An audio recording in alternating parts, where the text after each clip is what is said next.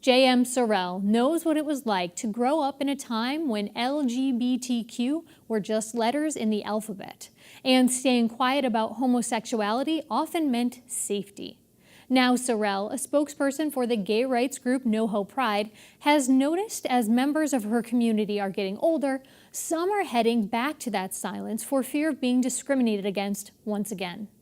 We spoke about why that is. I worked for an agency where I was given free rein to do LGBT cultural competence training, meaning helping organizations where LGBT elders would enter, like hospitals, nursing homes, senior centers and environments, to become safe and affirming places for LGBT older adults.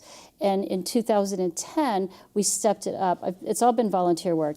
I directed an LGBT older adult organization and had a steering committee, and we developed resource directories. We did wellness events at different senior centers. We did social events, educational events, and and still I'm still doing the training even now. Yeah, and so when you say cultural competency, just specifically, so people understand, like maybe what's one thing that you would help someone in a hospital setting to understand or to learn? To know to ask the right questions. Say on an admission form. That's your first. When you go into any institution, you're looking at a form. Do you recognize yourself on the form? So is there room for you to say what your sexual orientation is, to say if you have a partner versus a spouse. Gender identity, it should say male, female, and other. If you just put the word other under gender identity, a transgender person is going to feel automatically included. Yeah, I was just going to say that sounds like a more neutral way to approach a conversation with someone, that they'd be more free to answer some questions. Absolutely. And so, interestingly, the Boston Foundation report that looked at equality and equity, it looked at many different LGBT issues, but aging was one that really stood out in the report as something that the state of Massachusetts is a challenge it needs to face. And I think really of interest here in Western Massachusetts, because we know that we have an aging population, but in many of the times that I've discussed this either on the show or read about it, I've not heard LGBTQ mentioned. Is that your sense of it too? Maybe I'm in my bubble in Hampshire County, I don't know. I do get about in Hampden County once in a while, but no, it's a lot of it's grassroots. The Rainbow Seniors in Berkshire County. With Ed Cedarbaum, yeah. They are extremely active. They're doing things in North County, South County, Central Berkshire County, and they're involved in the arts in the summer all year round. In Franklin County, Life Path, which is an aging organization, they do intergenerational work with students at GCC. The Holyoke Council on Aging works with West Mass Elder Care to do a Rainbow Supper Club dinner once a month. So there are lots of social experiences or social opportunities, which is one of the things the report really points to, saying that aging groups really need social settings, especially if people that may have been close to them for quite some time are passing away. That's true of all aging. When they do surveys around the country on what needs are not met for older adults, just in general, usually getting out, transportation, and socialization are the two biggest needs. You would think it would be health or something else, but really it's about transportation and socialization. And those two are connected. If you're isolated, it's hard for you to get out and about. And for groups that have been traditionally marginalized, especially the current generation that are older adults, have not been included in what I would call heteronormative activities.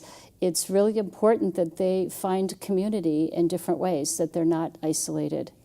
So for people who grew up maybe in the 1940s or the 1950s or who are baby boomers, can you talk about some of the stigma that people faced maybe generations ago that maybe they don't face today?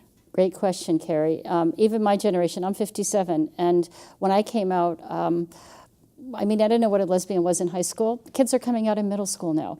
So it's a very, very different world. Parents are much more normatively supportive than they were in my day. So you take people that are 20 or 30 years older than me, they came out at times when they were institutionalized to get fixed, quote unquote.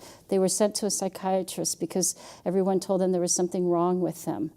They're really probably then either harboring or dealing with some real deep-seated fear. Absolutely, it's not irrational fear. They were excommunicated from their families, or maybe they were heterosexually married and came out and then lost custody of their children. All kinds of really horrible things happen. So when you're near end of life, a lot of people get PTSD anyway because you become more vulnerable. And so those fears come back. Even though the geography around here is very, very progressive, that generational memory is still there. And I was naive when I started this in my mid-40s. I think I thought more LGBT older adults would show up for events if we just had them. And I What started. did you find? I got phone calls that people were afraid. We made sure that we used language to say LGBT older adults and allies and friends so that people could come in whatever form they wanted to when they felt comfortable.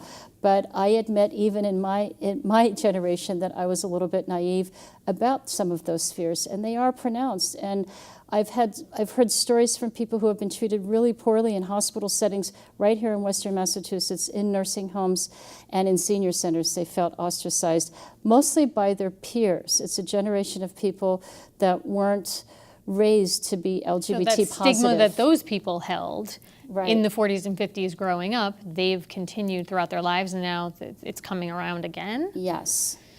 So as we look at this issue as a community, what is one thing that you might recommend that people do to help abate some of these fears that people have, or help support them in a way that will help them feel better about themselves? It's not enough to just say you're all inclusive or you support diversity when you're an organization that LGBT older adults rely on. You really have to specifically use language about sexual orientation and gender identity. And you have to show up at, like West Mass Elder Care came as a contingent to NoHo Pride this year.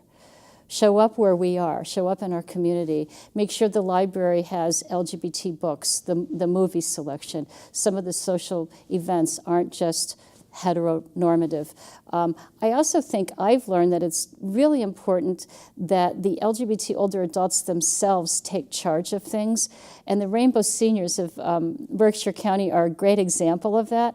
I think because they've taken the reins, and it was Elder Services of Berkshire County that first supported them, but they're their own entity now, and I think that's going to help make that organization more sustainable. If it's just an adjunct to something else, it comes and goes with leadership.